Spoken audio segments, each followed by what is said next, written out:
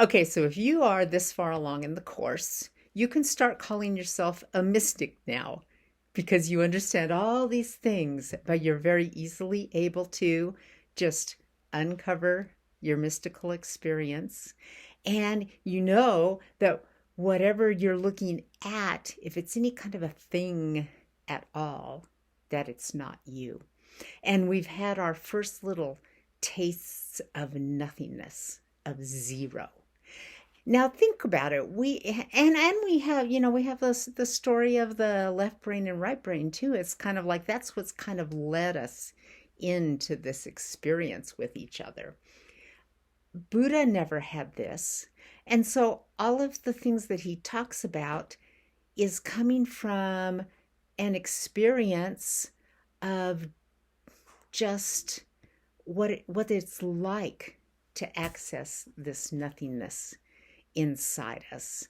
But we have this totally different paradigm that we can use to look at these things and make it easier, clearer to our our experience of now. We could never go back and experience the exact same brain that the people that came to Buddha had, and we don't need to because we have our own world. And besides that, as we'll get further in this course and you'll start seeing how we are human beings in our present world, and our present world needs us this way. So we need these new stories so we can talk to other people about it and create different kind of communities around it. So that's the power of an ongoing story. And also it's the power of really, really questioning the stories and belief systems that we've been given. And you can see how easily with these little exercises and these little stories, we've kind of worked through things that many of us probably accepted as gospel. I guess we can call it that.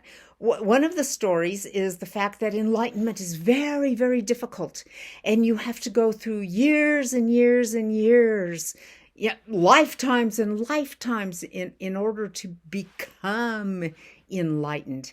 And we're starting to see that no, this is actually a very simple, natural, relaxed thing that we can work towards and attain. That's a terrible word about enlightenment, and we could have a whole other course just about that. But we can work towards this. We can have a different language that we can use to talk to each other about it. But most important is just kind of really start seeing it for yourself. See how easily you are able to access these different states. And I didn't sit anybody down for hours and weeks and years of meditating. All we've been doing is sitting here and listening to stories that have brought us to just a different way of seeing who we are. And so I'm hoping that you're starting to see that, yes, this is simple, doable, possible, and even maybe it's your birthright. It's like we're looking for, who are you? What are you? That's who you've always been. We're just trying to get to something that's completely natural and normal. And now you can see how the relaxing into it really helps get there. And so zero is what we're looking for.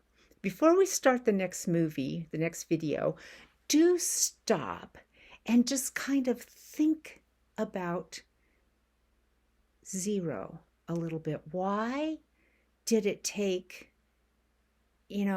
human beings centuries and centuries and centuries of pretty advanced civilizations to even start realizing about the concept of zero at all. And look at how that just kind of informs so many things that we do. And look at how you, your whole life, have just accepted that as just a well, of course, zero. There it is. 0, 1, 2, 3, 4, 5, 6, 7, 8, 9, 10.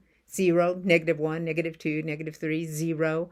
You know, we've always just accepted it as a thought, as a concept, without really looking at it. So spend a little time actually looking, thinking about what's the absence of everything.